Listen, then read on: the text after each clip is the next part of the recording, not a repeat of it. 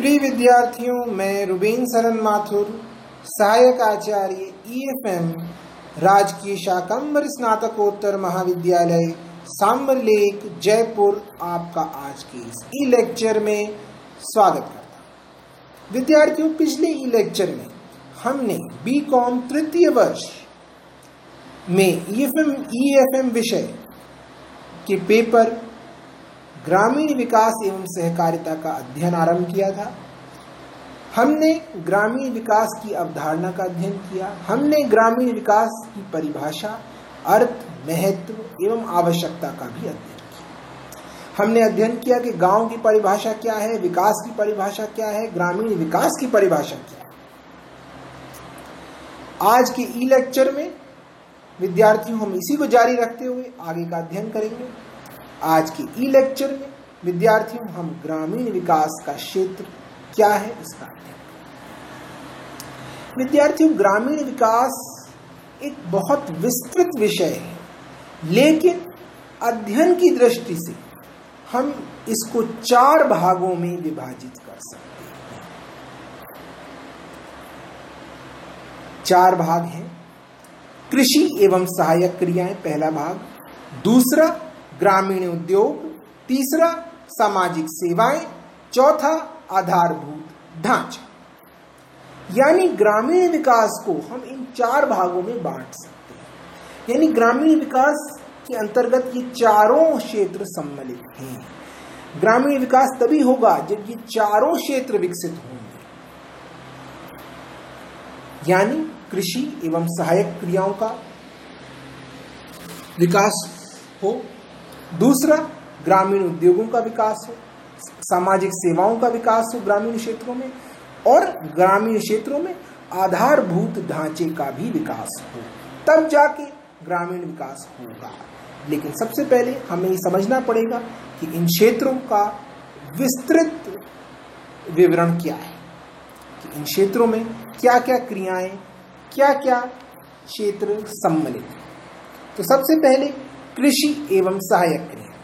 तो विद्यार्थियों, कृषि एवं सहायक क्रियाओं के अंतर्गत सबसे पहले कृषि क्षेत्र आ गया, और हम ये जानते हैं कि ग्रामीण क्षेत्र कृषि प्रधान क्षेत्र है। तो सबसे पहले कृषि से जुड़ी हुई सहायक क्रियाएं जैसे पशुपालन एवं डेयरी उद्योग, तीसरा वानिकी, चौथा मछली पालन यानी मत्स्य पालन, पांचवा कुक्कुट पालन, छठा खनन एवं उत्खनन। तो ये 4 क्षेत्र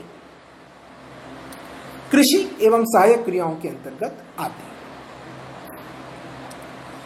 दूसरा क्षेत्र है ग्रामीण उद्योग। तो विद्यार्थियों, ग्रामीण उद्योग के अंतर्गत निम्न क्षेत्र आते हैं: खादी एवं हथकरघा उद्योग, हस्त कौशल, बर्तन उद्योग, गुड़ व खांडसारी उद्योग, तेल व घानी उद्योग, बढ़ईगिरी का काम, चमड़ा उद्योग, औजार व उपकरण उद्योग एवं अन्य ग्रामीण उद्योग। तो यह ग्रामीण उद्योग का विवरण है। सामाजिक सेवा। तो विद्यार्थियों, सामाजिक सेवाओं के अंतर्गत 6 सेवाएं आती हैं, 6 क्षेत्र आते हैं। पहला शिक्षा, दूसरा चिकित्सा, स्वास्थ्य एवं परिवार कल्याण, तीसरा जल आपूर्ति, चौथा आवास, पांचवा विद्युत आपूर्ति, छठा स्वच्छता। यानी सामाजिक सेवाओं के अंतर्गत ये 6 सेवाएं आती हैं: शिक्षा, चिकित्सा, स्वास्थ्य एवं परिवार कल्याण, जल आपूर्ति, आवास, विद्युत आपूर्ति एवं सफाई। चौथा जो क्षेत्र है, चौथा जो भाग है ग्रामीण विकास का, वह है आधारभूत ढांचा। और आधारभूत ढांचे के अंतर्गत पहले परिवहन, सबसे पहले परिवहन आता है, यानी परिवहन का विकास, सड़कों का विकास। फिर संचार क्षेत्र, तीसरा बैंकिंग क्षेत्र, चौथा बीमा क्षेत्र, पांचवा सहकारी संस्थाओं का विकास, सहकारी संस्थाएं, छठा पंचायती राज संस्थाएं। इस प्रकार से आधारभूत ढांचे के अंतर्गत ये 6 क्षेत्र आते हैं। अब विद्यार्थियों, हम इसका विस्तृत अध्ययन करेंगे। सबसे पहले हम कृषि क्षेत्र का अध्ययन करेंगे। विद्यार्थियों, हम सभी जानते हैं कि देश के सकल घरेलू उत्पाद में लगभग 15% का योगदान कृषि क्षेत्र करता है। और कृषि क्षेत्र न केवल सकल घरेलू उत्पाद में योगदान करता है, बल्कि देश के निर्यातों में, देश के उद्योगों को भी ये कच्चा माल उपलब्ध कराता है। तो कृषि क्षेत्र का विकास बहुत आवश्यक है, ग्रामीण विकास के लिए भी और देश के विकास के लिए। लेकिन सबसे पहले हमें समझना पड़ेगा कि आखिर वो कौन सी समस्याएं हैं जिससे कृषि क्षेत्र जूझ रहा है, हमें उनको समझना पड़ेगा। तो पहली समस्या तो विद्यार्थियों ये है कि हमारा कृषि क्षेत्र पूर्णतः मानसून आधारित है। यदि किसी कारण से मानसून पर प्रतिकूल प्रभाव पड़ता है तो हमारा कृषि क्षेत्र भी प्रभावित होता है। दूसरा, वैज्ञानिक कृषि का अभाव है, क्योंकि हमारे किसान इतने शिक्षित नहीं हैं, इतने जागरूक नहीं हैं, तो उन्हें वैज्ञानिक कृषि पद्धतियों के बारे में जानकारी नहीं है, इसलिए वे अभी भी परंपरागत तरीके से खेती कर रहे हैं। तो इस कारण से भी बहुत समस्या है। दूसरा, हमारी जो भूजोत है, जो हमारे खेत हैं, वो बहुत छोटे हो रहे हैं, वो बहुत छोटे हैं। हमारे पास दूसरी समस्या हमारी ये है वित्तीय कठिनाई। किसानों को वित्तीय कठिनाई का सामना करना पड़ता है, उन तक संस्थागत वित्त नहीं पहुंच पाता है।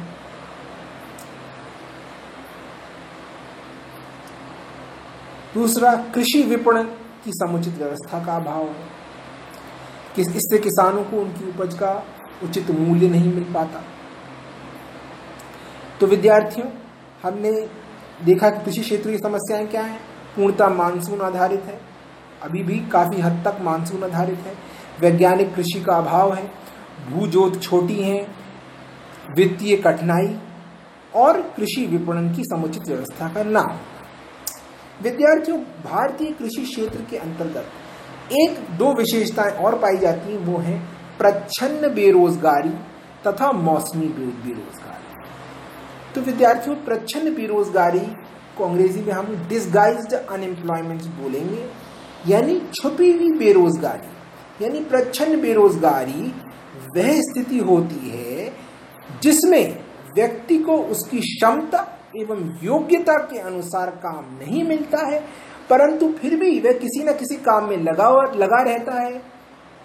जैसे गांव की अधिकतर जो जनशक्ति है, श्रम शक्ति है, वह कृषि क्षेत्र में लगी हुई है, जबकि कृषि क्षेत्र में इतनी श्रम शक्ति की आवश्यकता नहीं है। तो प्रच्छन्न बेरोजगारी यानी छुपी हुई बेरोजगारी की एक विशेषता और होती है कि वहां पे जनशक्ति, श्रम शक्ति की सीमांत उत्पादकता शून्य होती है। उनकी उत्पादकता शून्य है क्योंकि उनकी आवश्यकता ही नहीं, फिर भी वो उस कार्य में लगे हुए, उनको उनकी क्षमता एवं योग्यता के अनुसार काम नहीं है।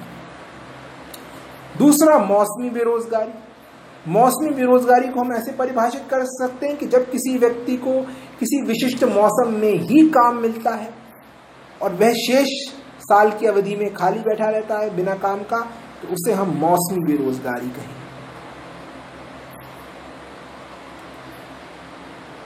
तो ये दो विशेषताएं भारतीय कृषि क्षेत्र में और पाई जाती हैं। तो अब हमने विद्यार्थियों समझा कि भारतीय कृषि क्षेत्र की समस्याएं क्या हैं।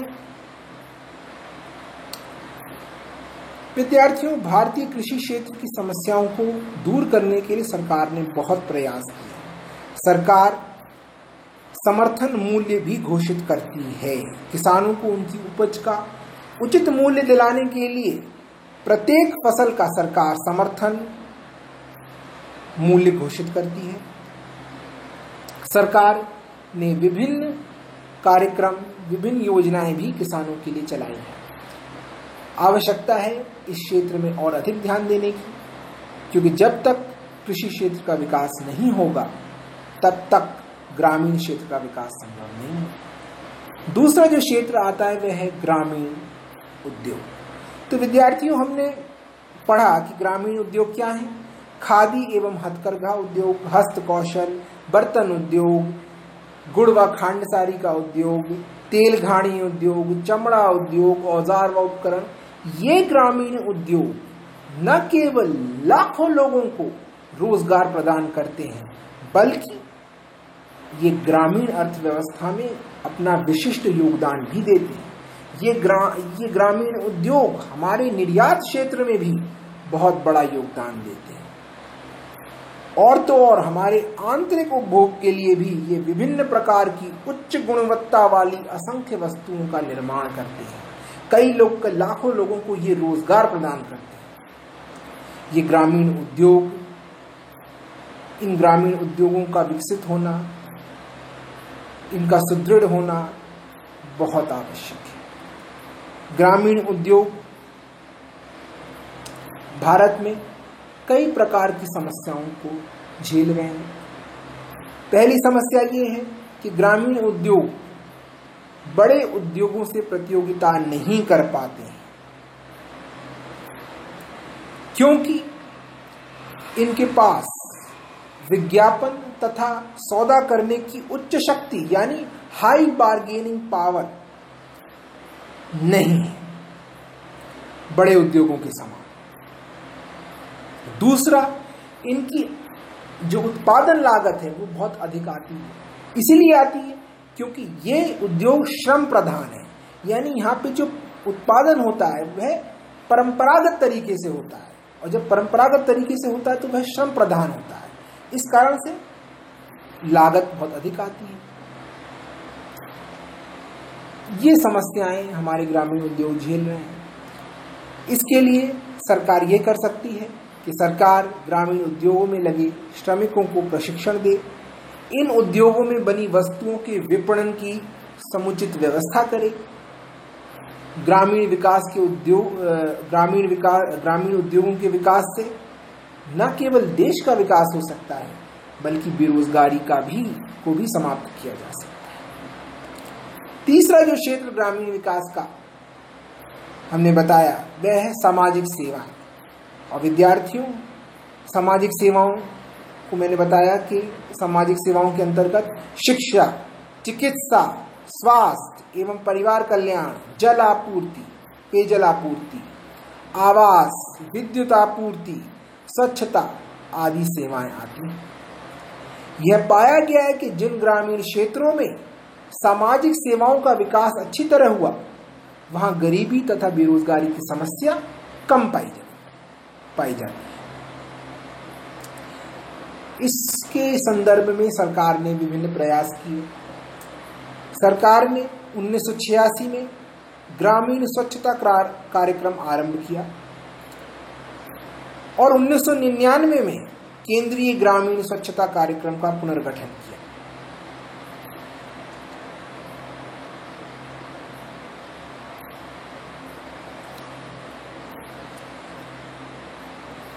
और 2 अक्टूबर 2014 को स्वच्छ भारत अभियान भी केंद्र सरकार द्वारा शुरू किया।